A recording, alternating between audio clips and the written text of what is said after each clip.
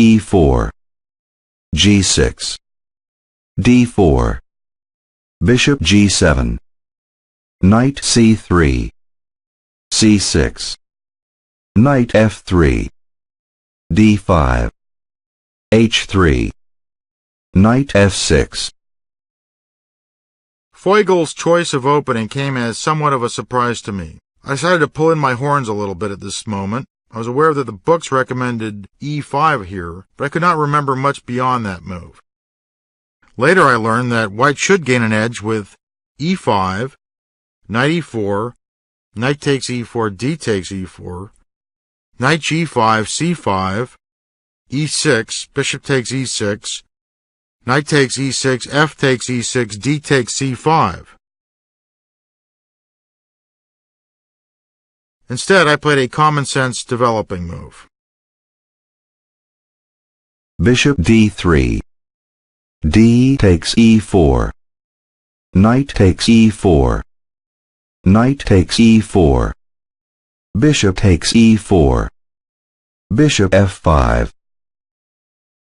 I was beginning to think that Mr. Feugel was going to neutralize my opening and steer the game to a draw, but I managed to find a way to keep some kind of initiative going.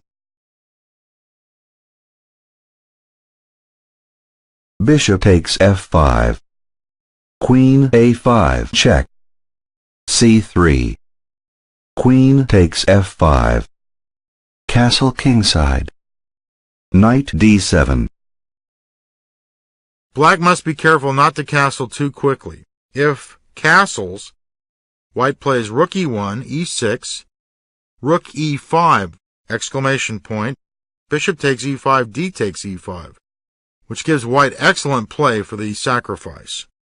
There are also certain dangers for black by postponing castling, as we shall soon discover.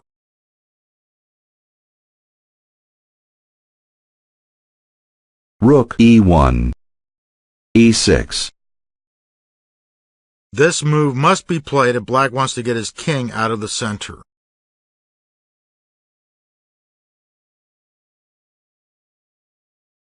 Queen b3. White manages to keep the initiative. If now rook b8, then queen a3 is very annoying for black, as white prevents castling while also attacking the pawn on a7.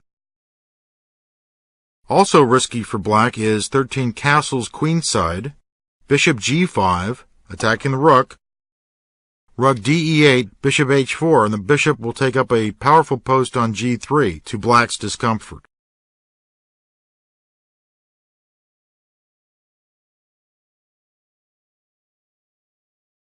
Queen b5. Feugel offers a trade of queens that would pretty much extinguish all winning chances for both sides. I was not interested in a quick draw, so I now went into a long think, about 25 to 30 minutes or so. After judging that a queen trade would lead nowhere, I started examining the possible rook sack on e6. At first I was skeptical. Then I looked deeper and became intrigued. Then I looked a little longer and satisfied myself that I would probably have at least a draw in reserve if I went with the sacrifice. If I didn't do it, I have nothing. One of the key factors that helped me decide was the safety of my own king. Without that innocent little h3 move having been played, I would probably have passed on the rook sack.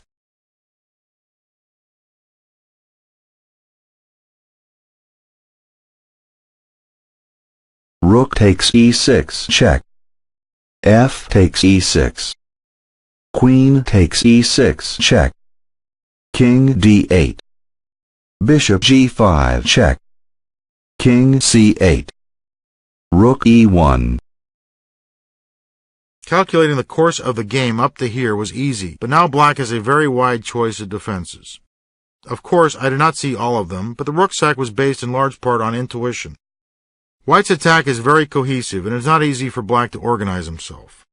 Black's basic goal of connecting rooks is a long ways off, for instance. The fact that black's minor pieces are unprotected and vulnerable told me that I had to have good chances here. Here is what I think is black's best defense. Queen d5, offering to trade queens. Queen e7, attacking the bishop on g7. Queen g8, I missed that move. d5, a move found later in analysis. Queen f8, again trying to trade queens. D captures c6. B captures c6, forced. Then white plays queen e6, attacking that pawn on c6, which is met by king c7. Bishop e7, attacking black's queen. Queen f5, best. Bishop d6 check, starting to harass the black king. King back to c8, queen c4. Queen b5, forced. Queen f7, keeping up the initiative. Black must then play bishop f6, and now rook e6 gives black a basket full of problems. This is all pretty much forced since move 17. White is still a rook down, but he has two pawns and a continuing strong attack to compensate.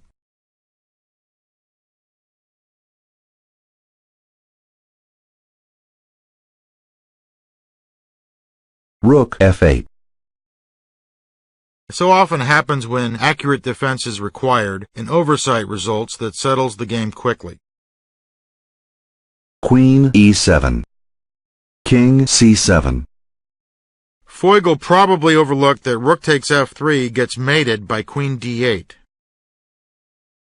Black should have tried rook g8, but then white has the paralyzing rook e6, which threatens simply rook d6 overloading black's tenuous defenses.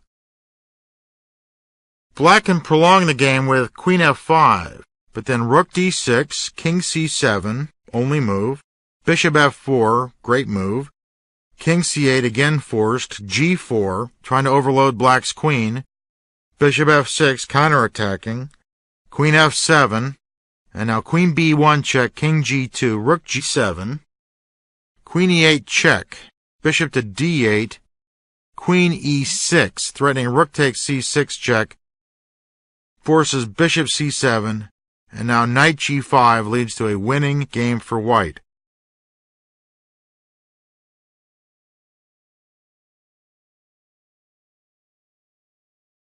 Queen takes g7. Rook takes f3. Rook e5. This surprising in-between move prevents queen takes g5 and restores the basic material balance, leaving white with a totally dominating position.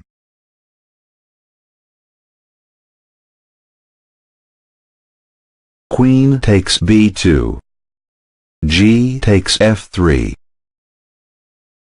The best black can do here is play the pitiful rook d8, when the simplest conclusion would be d5, there's no hurry to capture black's rook, leading to queen b1 check, king g2, queen d3, best chance, d takes c6, b takes c6, okay, now I'll take that rook, bishop takes d8 check, king takes d8, rook e4, and black has no hope in the position.